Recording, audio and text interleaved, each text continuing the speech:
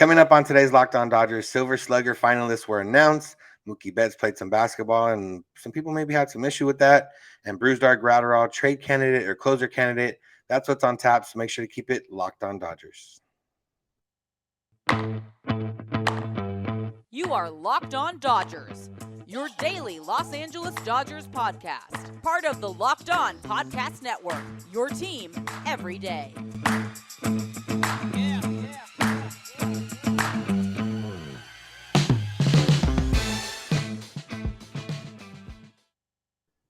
Yo, Dodger fans. Welcome to Locked On Dodgers. We are part of the Locked On Podcast Network, the #1 local sports daily podcast network. Locked On, your team every day. Today's episode is brought to you by BetOnline. BetOnline has you covered this season with more props, odds, and lines than ever before. BetOnline, where the game starts. This is Locked On Dodgers, and we are the daily Los Angeles Dodgers podcast, bringing you the smart fans' perspective on our boys in blue. You can find us wherever you find podcasts and on YouTube simply by searching for Locked On Dodgers. If you want to subscribe and make it easy on yourself, that'll be great because you'll never miss a day because you know we're not going to. If this is your first time listening or watching, I'm Samperio. I'm usually joined by co-host Jeff Snider, but as you mentioned yesterday, I'm rolling solo dolo today as our schedules just didn't link up this week in order to record together. So Jeff had 2 episodes, I have 2 episodes, and then we had one together. It might be a little bit more of the same. I have to travel to the World Series for work, so I may be missing a couple days next week. But if you're a fan of me, not great. If you're a fan of Jeff, then maybe great because you get to hear more Jeff. But either way, we are both lifelong Dodger fans that have spent time covering the Dodgers in a variety of ways, in the press box, in the locker room, daily article writing, all that kind of stuff, and now this daily podcast that we cover here.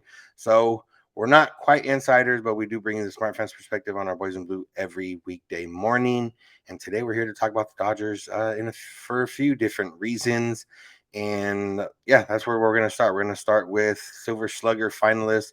They were announced, and the Dodgers had 7 spots, 6 players that were finalists for Silver Slugger, some with more of a chance to win than others. So we'll just kind of run through the list and talk about their chances of winning.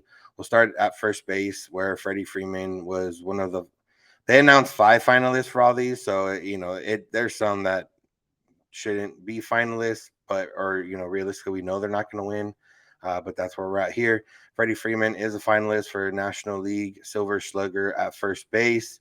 Him and Paul Goldschmidt have won, I think, the last 5 Silver Slugger awards, with Goldschmidt 2017, 2018, Freeman 2019 through 2021. I think it's probably going to go back to Goldschmidt this season. While Freddie Freeman had a great year, almost won the batting title, led the league in hits.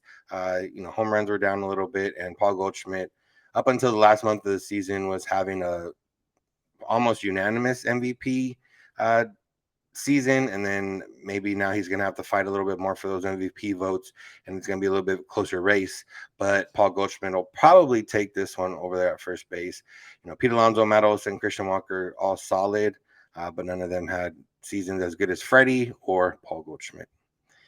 Second base, the Dodgers didn't have anybody. Jeff McNeil, Jake Cronenworth, Ketel Marte, Colton Wong, Brendan Rodgers, Gavin Lux would have been the guy for the Dodgers there. Realistically, even if you consider him to be worthy of being a finalist, he was not going to win it over Jeff McNeil or Jake Cronenworth or Ketel Marte anyways. So it doesn't matter too much there. But yeah, that's no one at second base for the Dodgers.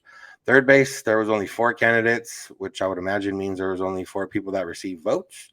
I'm not sure how that works, but Manny Machado, Nolan Arenado, Austin Riley, Justin Turner being the Dodgers representative. And Justin Turner is up there. He had a very hot second half of the season. At one point, he was hitting over 400 in the second half of the season. It's a little bit washed out in maybe Dodger fans' memories because he struggled so much in the postseason. But either way, Justin Turner is 4th in the way I listed them right now, and probably finishes 4th for Silver Slugger. Machado, Arenado, both MVP candidates, and then Austin Riley, is one step under an MVP candidate. Justin Turner, while he did have a strong second half, just doesn't quite have enough there to overtake these other guys. Shortstop. Now, this is where the Dodgers might be able to win one. Trey Turner, Willie Adames, Francisco Lindor, Dansby Swanson, And Trey Turner, despite mentioning that he was trying to find his swing and everything else, and everything that came with it, you look at Trey Turner's numbers, and he can fill up a stat sheet: 39 doubles, 29 home runs, 100 RBI, 27 steals, 101 runs scored. Second most hits in the league. He was bona fide star there at the shortstop position, and probably should win here.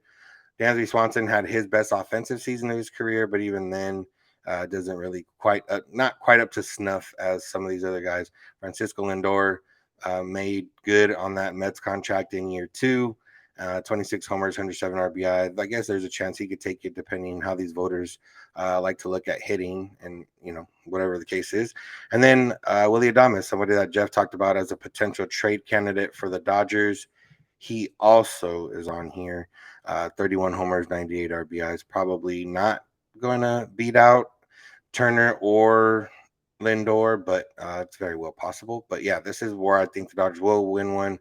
Trey Turner should win. And, I don't know how teams are going to feel about a Silver Slugger award, but, Trey Turner is a free agent, and that could help him get a little bit more money, or at least demand a little bit more money. So we'll see there. Outfield, long list of guys, but the one Dodger is Mookie Betts. Mookie Betts, Kyle Schwarber, Juan Soto, Marte, Jock Peterson, Michael Harris II, Brian Reynolds, Hunter Renfroe, Brandon Nimmo. Mookie Betts has won 4 Silver Sluggers in his career, 3 in the AL, 1 with the Dodgers. I believe he's going to win his 5th. He had a big home run season. On this list, he's second in home runs behind Kyle Schwarber on this list of outfielders. And yeah, Mookie Betts should be able to win one of these Silver Slugger awards and become just the 13th outfielder to win at least 5 Silver Slugger awards. And realistically, you would hope he'd probably going to win a few more here before his Dodger career is over. Over to catcher, Will Smith, JT Realmuto, Wilson Contreras, Travis d'Arnaud. This one's going to be a matter of how the voters win. JT Realmuto had a really strong second half of the season. He did get to 20 homers, 20 steals, but Will Smith was one of the best hitting catchers the entire season. He was the number 4 hitter for, the Dodgers, regardless of how October finished. They still won 111 games in the regular season, and Will Smith was that number 4 hitter, 24 homers, 87 RBI, and OPS over 800. Will Smith should at least finish top 2 in this category, even with Wilson Contreras having a strong season over there in Chicago. He faded a little bit in the second half, and then Travis d'Arnaud solid, but not as solid as Will Smith is. I could see Realmuto still winning this just because he's a bit more of the strong name, and we've seen Will Smith lose out to stronger names in the last couple of years, but we'll see what happens. The Dodgers should be able to win that one. We move over to What's next?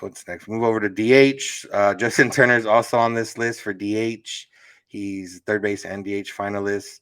Realistically, Albert Pujols is probably going to win this, or Bryce Harper. Well, I don't think Bryce Harper's eligible, but Bryce Harper probably would have won it. Albert Pujols should win this, just given the legacy of the last Silver Slugger of his career. He hit very well, especially against left-handers, and especially in the second half of that season. And then the funny one, utility. There's now a utility category for Silver Slugger finals, or Silver Sluggers. And Chris Taylor is one of the finalists for that utility Silver Slugger, behind Brandon Drury, Tommy Edman, Thairo Estrada, Jeff McNeil, Chris Taylor.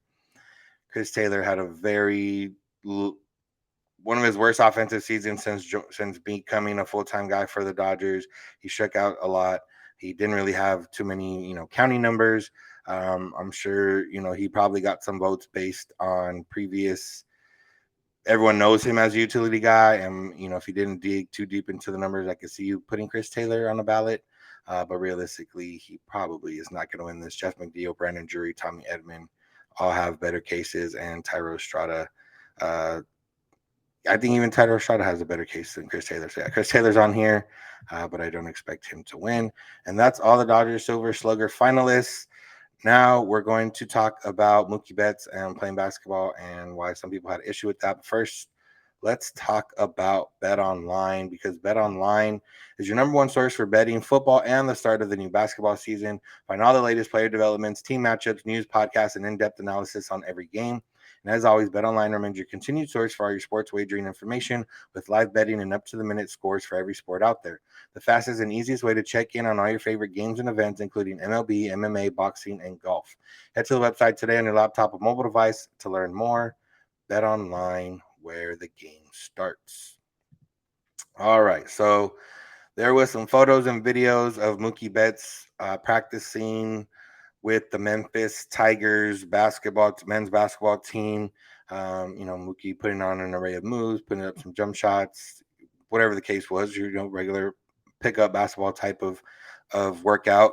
And while there was the people that decided to appreciate it because Mookie Betts is a very talented athlete, and we've seen him bowl a 300, we've seen him be an MVP in the major leagues, and on the basketball court he seems to have some pretty good moves. And I don't know, probably not NBA quality, but he definitely could hold his own and pick up games, and for the most part probably be a better basketball player than 75% of the world, maybe. I don't know. If NBA players are like the top 1%, I'm sure Mookie for sure fits in the top 25%. So, anyways, this is all to say that it should have just been, Mookie cool working out with Memphis, and Mookie's been out there as an advocate for a bunch of different things and helping out and whatever the case, and nothing more than a positive thing. But yet, of course, as we've seen with not just Dodger fans, but fans in general, but this one will probably come more specific to Dodger fans. There was maybe some issues with Mookie Betts playing basketball, and even I don't know, interesting. Dave Vassegh tweeted out a seemingly disapproving face of Mookie Betts, playing basketball. He tweeted the one emoji that I guess it depends how you use it, but he tweeted the emoji of kind of like type of thing, or the no emotion emoji. Sorry, no emotion emoji. And yeah, he got ratioed for it. 99 replies to that tweet, and a lot of them were, kind of defending Mookie, but then you get the people that were probably thinking the same thing what Dave Vassegh was thinking of. First, it can go a few ways.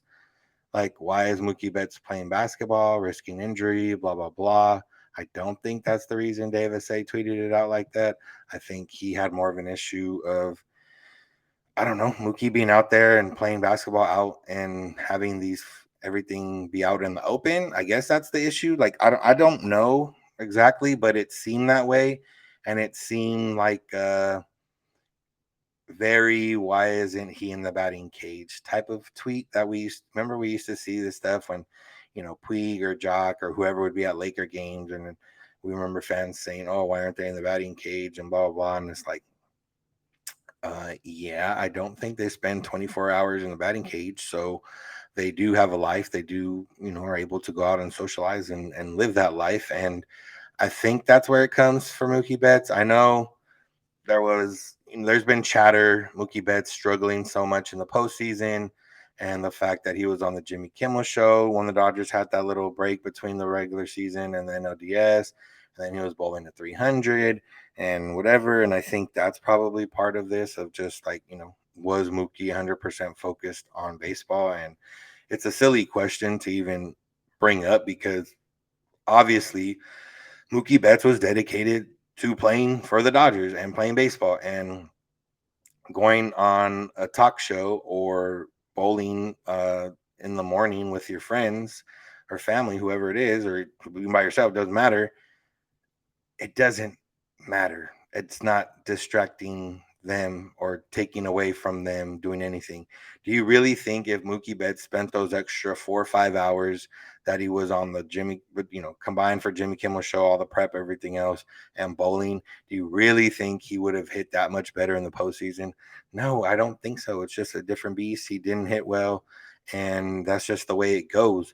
I don't think spending that time in the batting cage is really going to help out much. And, it's a matter of, when it comes to like Vasegh's tweet, and like I said, I think there's two ways about it is, why is a Dodger being public about doing stuff other than carrying that the season is over type of thing? And then it's also like, is Mookie, it's the same questions that LeBron James has gotten since coming to LA of, is he really here for basketball or just here? Mookie didn't choose to come to LA. He did choose to stay here. He did choose to sign the long-term deal, but and there, we know Mookie's kind of grown into a role here with the Dodgers, more outspoken advocate for a few things in baseball. He wore the shirt about getting more black people into the stadium. He did that he was a producer for that Jackie Robinson documentary, and he was the one that spoke when they wished Rachel Robinson a happy birthday. And he's grown into a role. He's become a leader here in the Los Angeles community and for the Dodgers. And for anyone, let alone somebody that works closely with the Dodgers, to have any type of reaction to Mookie Betts playing basketball or working out with the college team or on a college campus is off the mark for me. And I don't think it really matters. What do you want these guys to do? Do you want, like, were all the Dodgers just supposed to be on lockdown until like the World Series is over, and then, oh, now you can show your face? I don't know. It's just always going to be an interesting and weird dynamic between like fans or people like Vassegh who show opinions when players do things like this. And at the end of the day, I don't think it matters. You guys are human. It's the off season.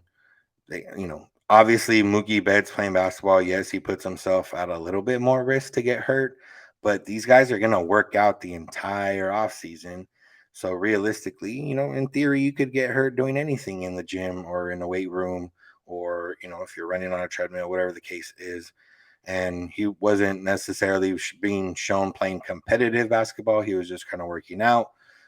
So, if that was the concern for Vassegh of risking injury, I guess it makes a little bit more sense. But from all the comments, there was not a lot of people talking about risking injury. There was a lot of people either getting on Dave Vassegh for his tweet and saying, what do you want Mookie to do? And then there was people agreeing with him that Mookie Betts should be in the cage 24 hours a day, getting ready for next season so he doesn't struggle in the postseason again. So either way, I don't mind these guys living their life. Caleb Ferguson on his social media has been out hunting, and I haven't seen any backlash from that. So yeah, interesting. It's just interesting. But that's the way it goes, I guess, for a guy like Mookie Betts, especially if you struggle in October.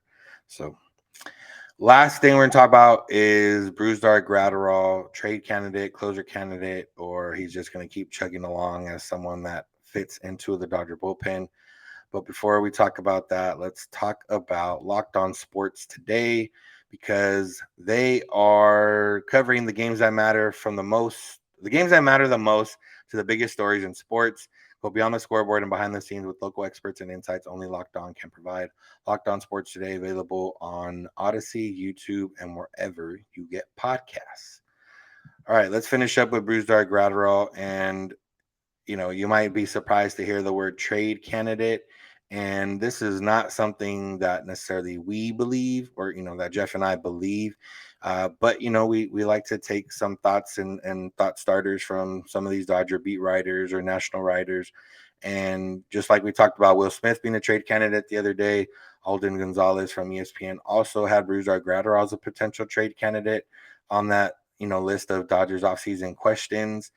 And I believe he had it more so that some team or multiple teams may believe that Brusdar Graterol is a closer candidate, or, a cheaper closer, someone that can come in and be a bona fide closer. And the fact that Brusdar Graterol has 4 years of control after this season, he's not a free agent until after the 2026 season. That also helps out there.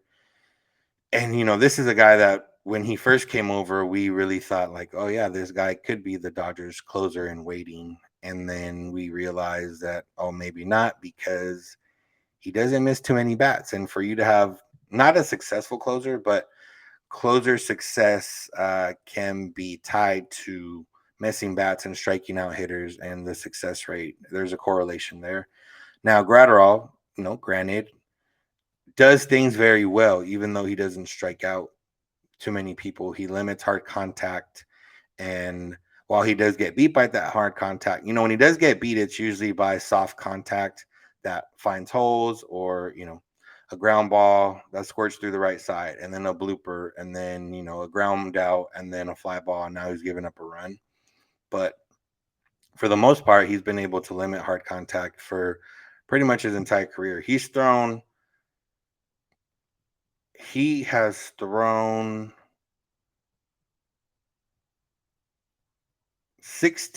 over 1,600 pitches in his career. Of those 1,600 pitches, 341 of them have been put in play.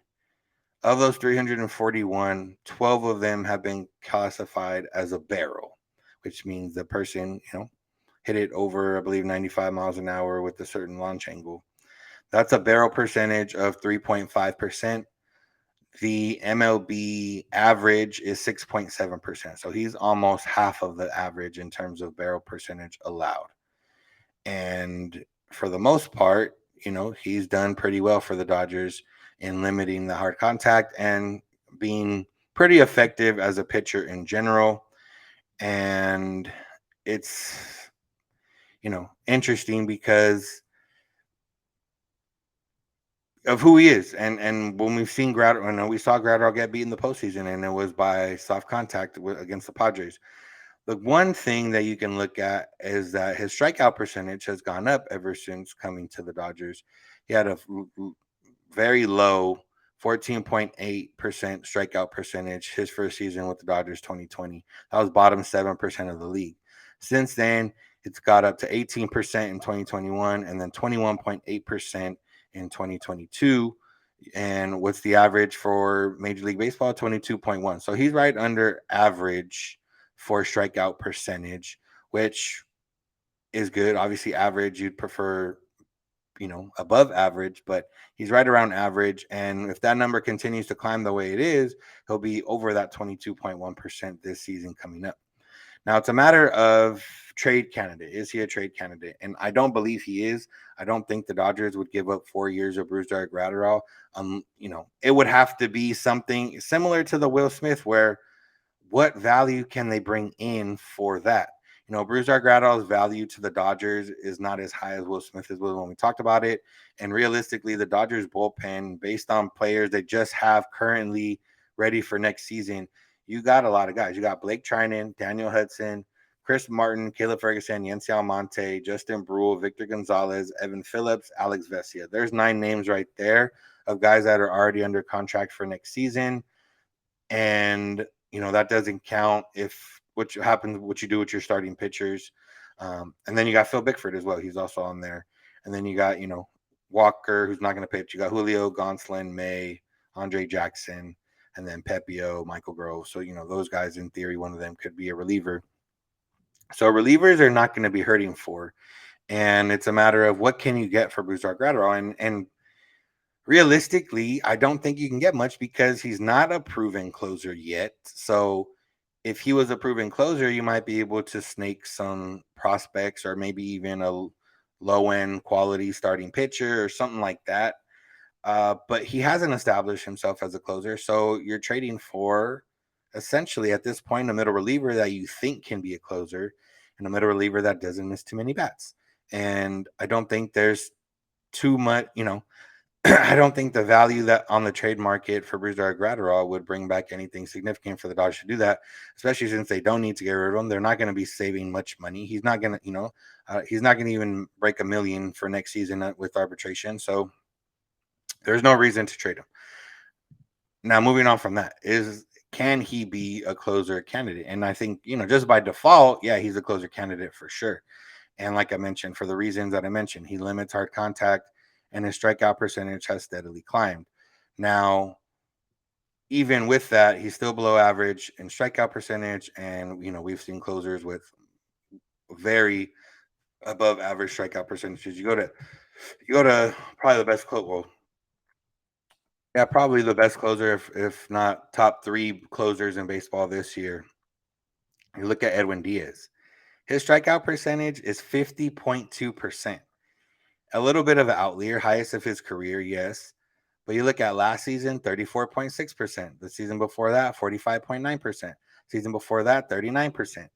44.3%, 32%, 40.6%. So his entire career, he's been able to strike out guys at a clip of over 30%, with the major league average being 22.1%. So that's bona fide closer stuff. Now, Graterol, can he get there? Yes, but I think at this point, for the Graterol's had an interesting Dodger career just because he had a strong 2020 postseason. 2021, it was a weird start to the season. He started in the minors. It seemed like maybe COVID and or lack of preparation in the off season didn't help out too much. He said he wasn't able to throw because he got COVID and just in general. He ended up coming strong the last month of the season and a strong postseason.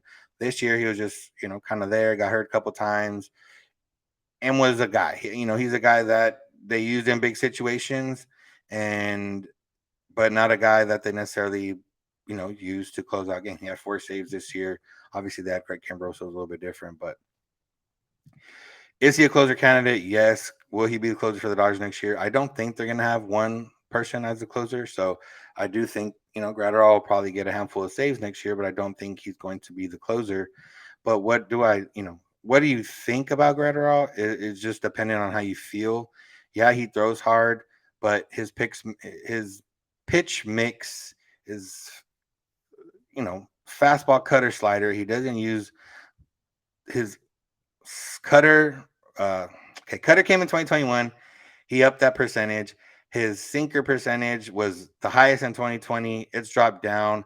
He's throwing the four-seam fastball a little bit more. His slider percentage use has gone down or went down this season. So if that cutter is something that they think he can develop and continue to develop, then that'll add, that can add a pitch that even if he doesn't get a lot of swings and misses, he can be, I'm not going to say Mariano or Kenley Jansen, but that can be a pitch that limits hard contact to the point of it might not matter because he's getting little pop-ups or little weak ground balls or breaking bats. So I do think that move for him to up the cutter percentage was obviously calculated and something the Dodgers see in him.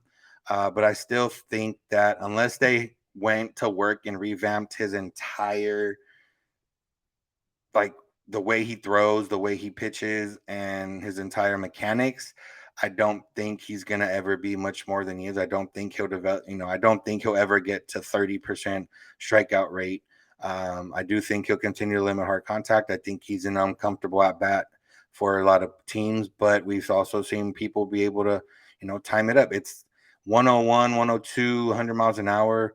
It's fast for us, but for major league players, it's kind of easy to time up if there's not a lot of movement or it's not going anywhere, or you kind of know where he's going to throw it. He doesn't work up in the strike zone too often, which is something the Dodgers really like and something that he hasn't really been able to get. And I think if he could start throwing higher, if he ups that four seam percentage, starts throwing it higher in the zone, at the very least, even if he doesn't get swings and misses, he can change eye levels and then go down with the slider or the cutter or even the sinker.